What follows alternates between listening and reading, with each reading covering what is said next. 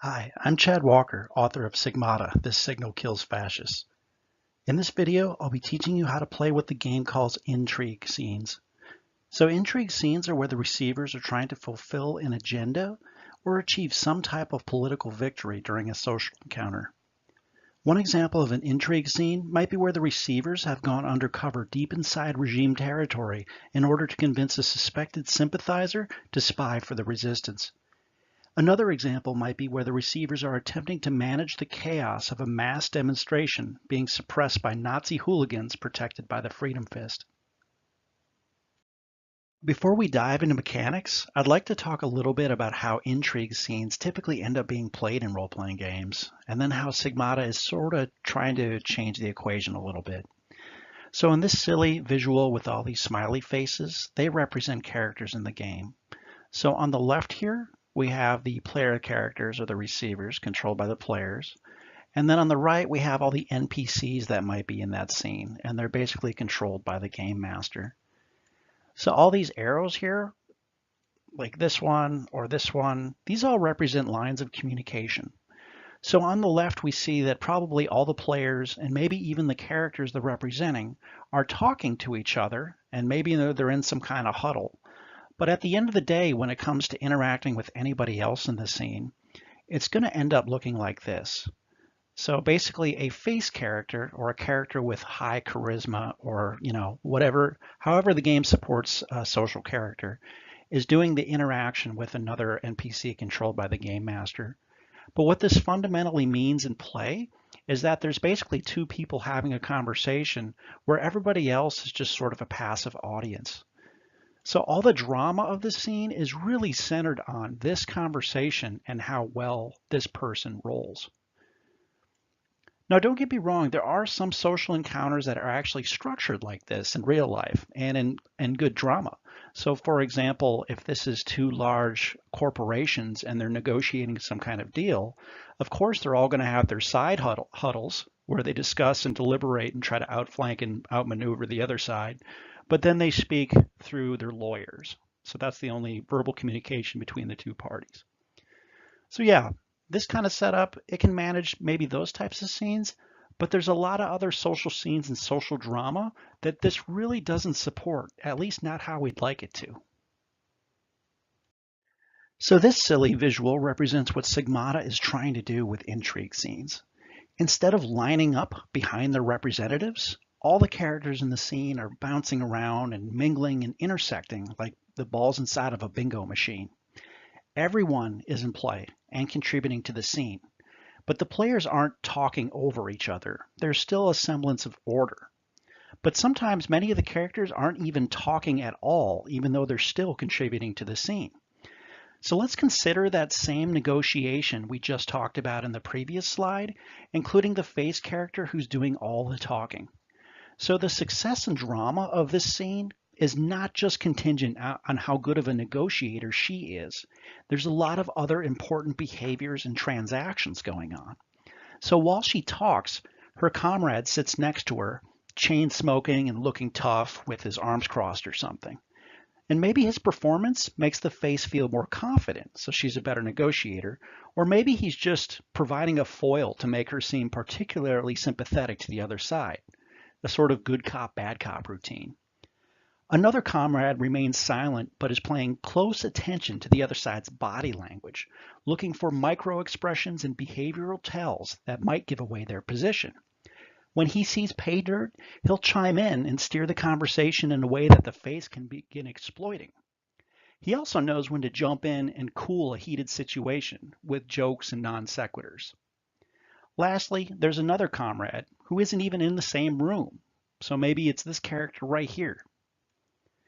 And this comrade, she's busy tossing the office of the other side's negotiator, trying to get dirt on him that she could use to bury him. Maybe show up just at the moment of truth when the negotiation is about to close with some critical piece of information that totally turns the table. All right, enough philosophy. Let's get down to brass tacks. So how does SIGMATA pull all this off?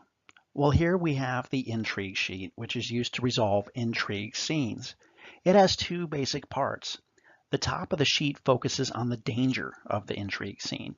So in this case, when we're talking about danger, we're talking about the danger of negotiations turning sour, or the danger of a contact getting cold feet, or the danger of a receiver being taunted into a barroom brawl or accidentally blowing her cover. The bottom of the sheet, meanwhile, charts the scene's progress. So that's progress towards convincing the asset to spy for the resistance, or progress towards gathering a vital piece of intelligence, or progress towards getting the invitation to the exclusive event. So let's look at the bottom half of the sheet first, because this portion really describes the why of why these scenes are occurring, and clearly defines the scene's objectives for all the players to see. So in any scene of intrigue, the receivers are trying to fulfill one or more agendas. So you see we have a bunch of agendas right here, where we would write them in. And we don't have to fill them all out. Frequently, we'll just have one, but that's where we put the agendas. And we'll talk about how to define those in a few seconds. So an agenda simply is a social or political outcome that is advantageous to the receivers and the resistance.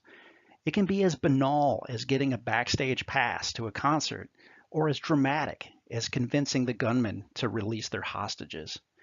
To fulfill an agenda, all the receivers need to accumulate enough talking points. So the talking points for each agenda are described here. It can be 10 or 20 or 30, or you can have multiple agendas being worked on at the same time, either simultaneously or sequentially. We'll discuss that later too. So talking points are nearly identical to the waypoints that we talked about in the evasion scene video, but instead of tracking physical progress towards a target location, it's tracking social progress towards a desirable social outcome. So designing agendas might be one of the most challenging tasks that SIGMATA asks of a game master, so we're going to discuss how to do that right. Intrigue, in the context of this game, can basically be described in the following way. Basically gathering intelligence, escalating your privilege, or changing someone's mind without getting into trouble, which again is getting caught, getting rejected, getting detained, or blowing an operation in some other way. So GMs are encouraged to use this framework to create agendas. So gathering intelligence, that's about discovering information that is vital to the resistance, the name of a regime mole amongst their ranks, or the time and place of the next Freedom Fist raid, or the location of a regime skunkworks lab, that kind of thing. Intelligence can be gained by eavesdropping on conversations or pretending to be someone authorized to receive information, pickpocketing a mark, so on and so forth. There's a lot of ways to achieve that. So next is escalating privilege. Escalating privilege is about gaining access to something or someone you are otherwise unable to access. So this might include getting press credentials or disguises to support your alibi when you're in a place you shouldn't be, or getting an invitation to the exclusive after party, or hacking systems to get the code words needed to be read into classified matters. Escalating privilege is often a prerequisite to those other tasks of gathering intelligence or changing minds, which is the last one we'll cover here. So changing minds is exactly what it sounds like. This is the process of convincing this spy to spy for the resistance, or convincing the neo-Nazi demonstrators to get out of Dodge, or convincing the Freedom Fist Patrol that you aren't actually cybernetic revolutionaries, you're just good tax-paying citizens. So for the purposes of illustration, we're just going to settle on one agenda for now, and that's going to be recruit the bureaucrat. So let's say the receivers have been notified of a high-ranking regime bureaucrat who is rumored to be a potential resistance sympathizer and indicated that he might be ready to finally meet some actual partisans and support the cause. There are a few complications, however. First, it might be a trap. Secondly, it's at a location that's deep within loyalist territory. And third, the bureaucrat wants to meet in a loud nightclub because the noise makes it impossible to create an incriminating recording, and the public location makes it unlikely for him to just be kidnapped if this thing goes south. So this is a high-risk, high-reward operation that's suitable for our cybernetic vanguard heroes. If the receivers collectively are able to accumulate 20 talking points on this agenda, they will have successfully convinced the bureaucrat to start spying for the resistance, which will be a strategic victory for the cause. Now that our agenda is set, let's talk about the top portion of the intrigue sheet, which again, we've already identified as tracking the danger of a scene. So we've added our 5 receivers here, and now we can track each of their individual exposure throughout the scene. And then we've also populated the scene's level of pressure. So intrigue scenes use the term pressure as an abstract means of measuring social factors, stress factors, and security risks that elevate the potential for some kind of emergency to happen, effectively ending the scene. In the case of our recruitment scene, that emergency could be the bureaucrat is suddenly spooked or gets cold feet or decides that the personal risks that they take on are not worth helping the cause. That emergency also could be IOPS agents at the nightclub who are nearby and overhearing the conversation. Or maybe they recognize one of the receivers and now things are escalating and they're calling for backup. So we've decided that this scene's pressure is 3, which is pretty high. Now there might be a scene that has a pressure of 2.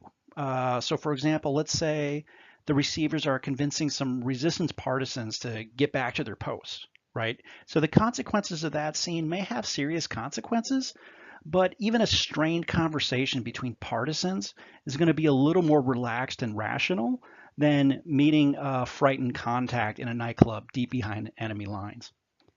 So at the beginning of every turn, the GM increases the exposure of every receiver by a number equal to the scene's pressure. So works identically to evasion scenes. So in this case, every receiver would be bumped up to 3 at the beginning of the turn. And if any receiver ends a turn with 10 or more exposure, it means the entire operation is blown and an emergency has happened. So the strategy here of an intrigue scene is that the table needs to keep scoring as many talking points as possible while also taking actions to keep their exposure in check. While it's a good idea for GMs to have a sense of how a scene could unravel, it's best not to have a solid plan actually, and just let the table's shared and evolving narrative drive where things go, for good or ill. So we're about to jump into mechanics, but before we do that, there's an important piece of setting information that you should probably know. So receivers who work together have a natural ability called Gift of the Stranger, which is sort of a psychological cloak that permits them to not only appear as totally human instead of a cybernetic freak, but it also makes them totally forgettable, like the sea of faces you would naturally forget when you walk down the street or ride the metro or just go to a restaurant, right? You see all these faces, but you don't remember them. The receivers can invoke this at any time. Now, there are some other nuances to this ability, but just know that this is sort of how receivers are able to interact with society as a typical person instead of a cybernetic revolutionary. All right, so let's do this. Our receivers have entered a busy nightclub. They're undercover and their true nature is hidden by the gift of the stranger. They've taken a seat in the booth where that bureaucrat they need to meet up with is. So since the scene's pressure is 3, as noted right here, the exposure of every character is going to go up by 3, but now the GM needs to explain why things are happening that way. So let's create some drama with this simple information. So let's start with the assumption that the bureaucrat has had a drink or 2 or 3 and is already talking about how maybe this is a bad idea and he couldn't even make a difference if he tried. So why is he even doing this? It's crazy. Let's also assume that he's extra agitated because maybe an ex-lover is sitting at the bar and looking over in his direction. And he doesn't know if this is just a coincidence that they're there or if they're actually following him. And if they're following him, why? Lastly, let's go ahead and say that in a nearby booth, there appear to be 2 suits enjoying some bourbon, and everything about them, from their conservative dress to their suits to the concealed holsters under their jackets, suggests that maybe they're IOPS agents, specifically from the Counterintelligence Directive.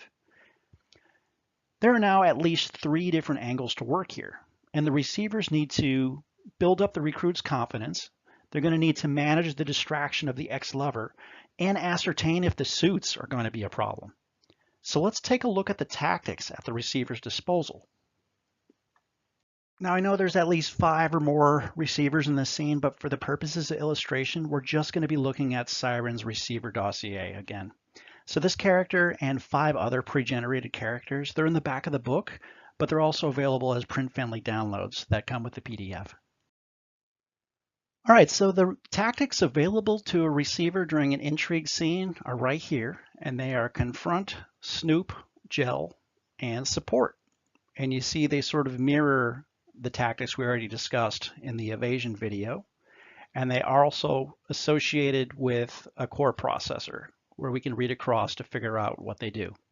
So mechanically, they are exactly the same thing. But let's talk about what they mean in the story space. So confront is an aggression tactic, and it's exactly what it sounds like. So this is the act of forcefully confronting someone in order to influence them one way or another. It might be the act of whipping someone into a frenzy, or stealing their resolve with a rousing speech, appealing to a higher cause. Or maybe it's like menacing them with threats or accusations or name calling or something. So this is a real in-your-face tactic, and it can be highly effective if done correctly. But the thing is, it comes with a lot of risk. Because if you push too hard, or you're too loud, or you're too menacing, you're likely to alienate your audience and probably gain the attention and the ire of people who are nearby. So next is snoop, which is the act of not minding your own business. So it could be as passive as eavesdropping on a nearby conversation, or maybe watching someone's movements, seeing what they're up to, maybe paying attention to their body language and intuiting what they're going to do next. Or it could be as active as following and tailing a mark somewhere to see where they're going, or convincing them to, yeah, go ahead, keep drinking, so they kind of keep talking and spill their secrets. It might not get the dramatic, immediate results that the confront tactic does, but it's also discreet enough not to rouse the suspicion of everybody else in the scene. So gel is the act of fitting in and being a wallflower, or just adhering to social norms and basically disappearing in the crowd. So depending on the context of the scene, this might involve dancing to music, or feigning interest in boring conversation and gossip, or telling boring, safe jokes, or noshing on hors d'oeuvres. They're just basically doing whatever everybody else is doing in this scene. So strategically, what you're doing here, gel is a way of lowering your exposure, of dispersing any suspicion that's being cast on your character, because you're just doing what everybody else is. And lastly, there's support, which is the act of looking out for your comrades. So support can manifest in a lot of different ways. It could be done by the team's cooler, who uses a calm voice and really non-threatening body language to sort of de-escalate rising tensions. When everybody starts getting angry or voices are rising, this is the one that says, hey, it's cool, we're on the same side, man, that kind of thing. It could also manifest in the opposite way. So think of like the team's muscle, and just their fierce presence ensures that everybody needs to stay on their best behavior, right? Another variation on support might be the fortuitous accident we see in a lot of films, right? The expertly timed spilled drink, oops, sorry, that creates a commotion that another comrade needs to sort of get out of a sticky situation. So based on her core processors, we see that Siren is very skilled at both the snoop tactic and the gel tactic, which means she's able to help make steady progress towards fulfilling agendas with subtlety, but also taking action to ensure that her own exposure remains in check. But that's not everything she has going for her, actually. If we look at her blades right here, we see she has the snake eyes blade, which supports the snoop tactic and has the benefit of -1 exposure to self per 2 successes. So this blade, the snake eyes blade, causes minute fractals of light in a receiver's irises to swirl in this hypnotic pattern that results in subconscious pacifying effect on anybody they make eye contact with. What this means mechanically is that when she uses the snoop tactic, she reduces her own exposure by 1 point for every 2 successes rolled, rounding down. So now we see why Siren is so effective in an intrigue scene, because she can simultaneously acquire talking points while reducing her own exposure when using the snoop tactic. So given her strengths, Siren's player decided that she will focus on recruiting the bureaucrat while the rest of the team manages the other problems that are developing. So her player makes a snoop op and rolls 2 successes. With Snake Eyes, this means that she acquires 2 talking points for the agenda. So we see down here 2 points. We're now, let's say, 10% of the way to recruiting him. While at the same time, because she rolled 2 successes, reduces her exposure by 1 point. There we go. So after making that op, her player narrates how. Like, how does this transpire in the story space? So she talks about making eye contact with the recruit and gently reassuring him that not only does he have nothing to fear, but even small gestures of solidarity with the resistance go a really long way and potentially saving lives. Meanwhile, her snake eyes are whirring imperceptibly, calming down the bureaucrat's lizard brain. Her player may even ask the GM to help her roleplay this outcome, in which case the two would engage in a brief dialogue driving towards this narration and this outcome that she decided. Now, what will the other receivers do? Well, we've already learned that some of them in the previous videos have special powers and abilities that may be advantageous here. So in the first video, we learned that Taprak, for instance, has a very high valor. He's the team's guardian and sheepdog and has everyone's back. So perhaps he'll use the support tactic, either using his charm or looks to engage the bureaucrat's ex-lover and maybe block them from his view, or using his intimidating physique to pull the attention of the IOPS agents that are sitting at the booth nearby. In the second video, we talked about the character Cleaner, who had the social scout blade that permits him to reduce the exposure of 2 allies at a time by performing real-time behavioral telemetry that he can then exploit. So with these 2 comrades on the case, it creates an opportunity for other receivers to be more aggressive in their actions. So who knows what Zipper or Space Moth will do. Maybe they'll use an aggression tactic, confront, and really start driving successes. Of course, after all the receivers go, it's time for the GM to increase the group's exposure by 3 points again. So most people are going to be at 6, depending on how things went during that turn, right? So now that they've done that, the GM needs to narrate the events that are transpiring, incorporating what the receivers did during the last turn.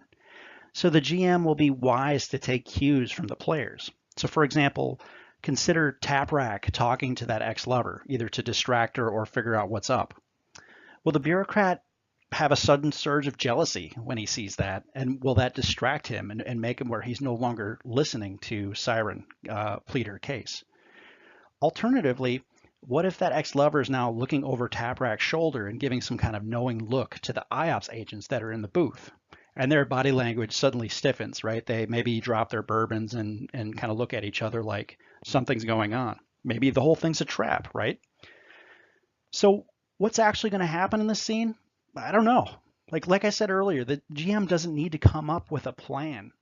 Just use the players' decisions and their suspicions to adapt and evolve the scene as it comes to its conclusion.